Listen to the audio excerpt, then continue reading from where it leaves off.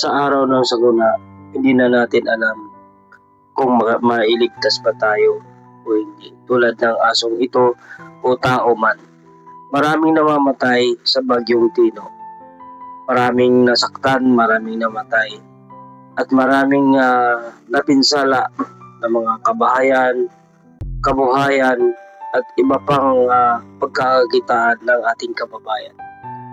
Katulad nitong aso guys ay hindi natin alam kung saan na siya napunta at siyempre ang iniisip natin ay kaligtasan. Yung nakikita nating aso, siyempre hindi natin alam kung saan siya napunta. Maraming aso niligtas ng sarili nila para sa at least mabuhay sila. Katulad din ng kababayan natin na halos hindi na mailigtas yung mga alaga nila dahil siyempre inunan na rin yung sarili. Dahil sa araw ng sukuna, kapag hindi mo inuna yung sarili mo, ikaw ay hantong sa kamatayan. Katulad ng mga alaga natin, tayo ay dog lover. Sana'y lahat ng mga nakakapanood dito ay mabigyan sana ng aksyon kapag sa araw ng sukuna ay huwag na sana natin baliwalain ng mga alaga natin na isa rin sila sa nakatulong sa atin at sana ay iligtas natin sila.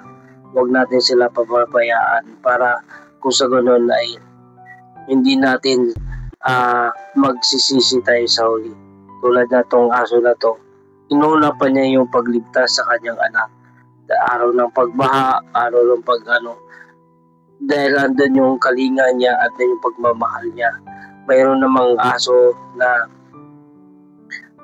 di bali ng tumulong doon sa amo niya sa pagkuha ng mga nyug para sa pagkabuhayan sa amo niya. Hindi ninuutusan ng kanyang amo niya para kumuha ng mga nyug para doon sa amo niya. Napakahanga ng aso na to guys.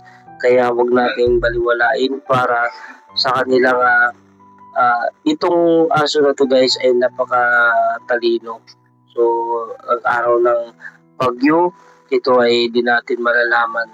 At mayroon na namang paparating na bagyo guys. Sana mag-ingat po ang lahat sa pagdating ng bagyo na ito ay super typhoon. At dito po daw dadaan sa ating Luzon dahil di natin alam kung tutuloy ba yung bagyo na yan. Pero sana guys ay mag-ingat po ang lahat sa paparating na bagyo. Hindi pa nakabangon dahil sa lindol, sa bagyong Tino ay may paparating na naman na lindol. Sana mag-ingat po ang lahat na paparating na lindol.